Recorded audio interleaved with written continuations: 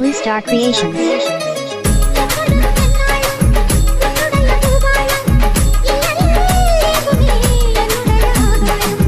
ஜன்னல் வழி நாள்தோறும் மின்னல் கொண்டு கை காட்டும் அம்மம்மா என்னை தான் ஆசைகளில்